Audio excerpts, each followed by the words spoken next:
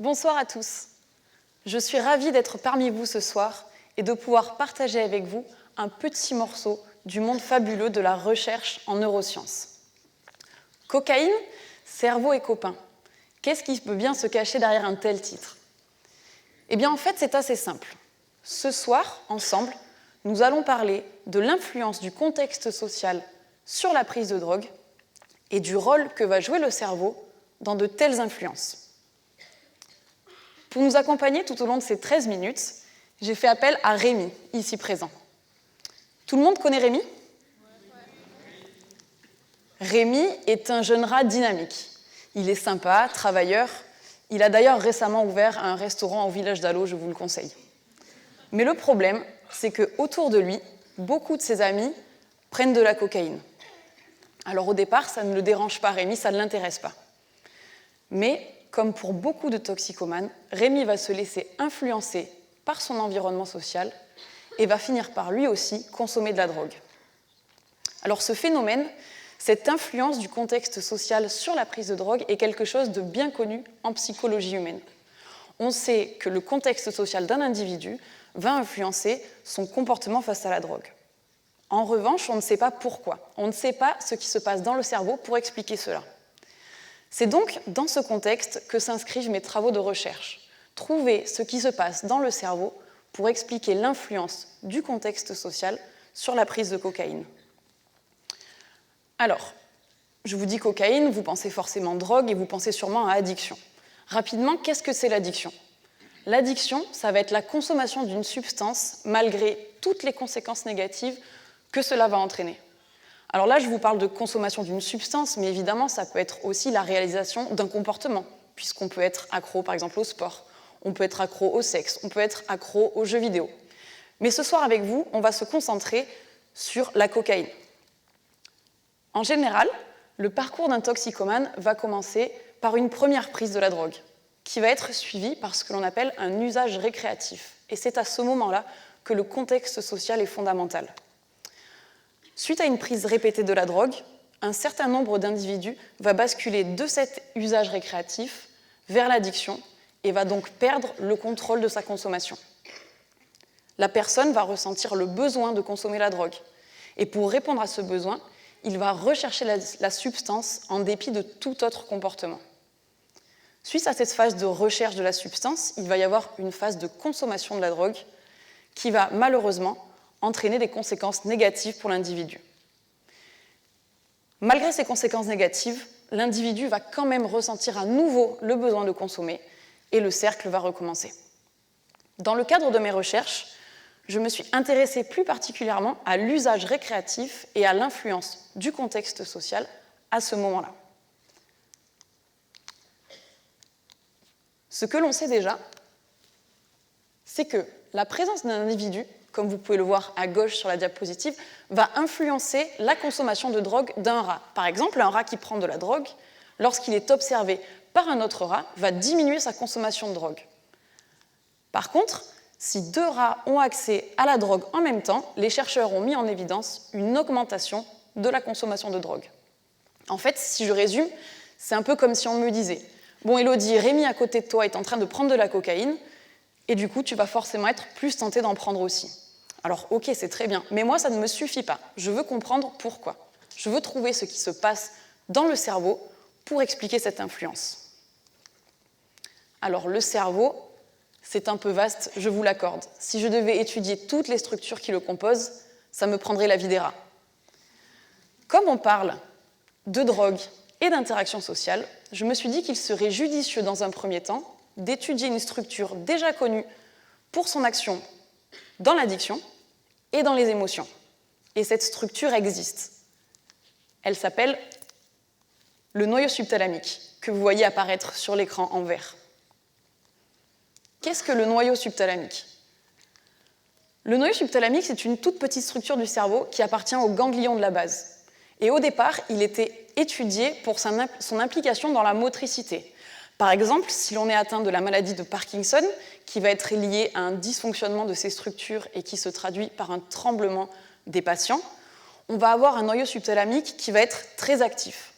Et des chercheurs ont montré que par des techniques chirurgicales, si l'on arrive à inactiver le noyau subthalamique, on observe une disparition totale des tremblements chez les patients.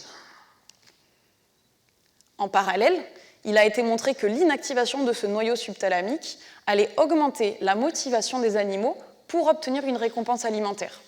Par exemple, sur le graphe que vous voyez ici, on voit qu'avec le noyau subthalamique normal, en vert, les animaux sont prêts à appuyer un certain nombre de fois sur un levier pour obtenir une récompense alimentaire.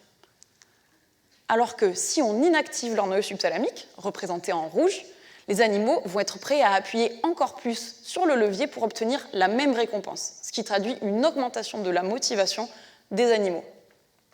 Mais ce qui est très intéressant dans cette étude, c'est que la même inactivation du noyau subthalamique va entraîner une diminution de la motivation, cette fois-ci pour la cocaïne. En effet, avec le noyau subthalamique éteint en rouge, les animaux seront moins motivés pour obtenir une injection de cocaïne. Cette étude fait du noyau subthalamique une cible très intéressante pour mes recherches, puisqu'elle a montré qu'elle allait impacter la motivation pour la drogue sans impacter la motivation pour les autres types de récompenses. Alors maintenant, concrètement, comment faire pour montrer le rôle du noyau subthalamique dans l'influence des interactions sociales sur la prise de drogue? Bon, la première étape, ça va être de permettre à mes animaux de pouvoir prendre, dès qu'ils en ont envie, une injection de cocaïne.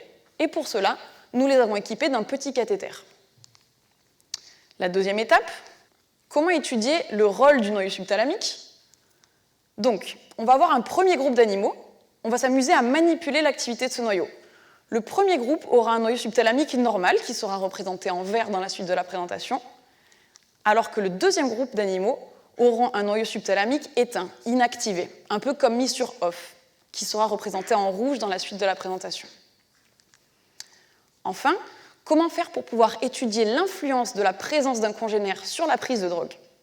Nous avons développé dans le laboratoire des boîtes expérimentales dans lesquelles les animaux pourront, dans le compartiment de droite ici, avoir tout le matériel nécessaire pour obtenir une injection de cocaïne, pendant que dans le compartiment de gauche, un congénère sera présent.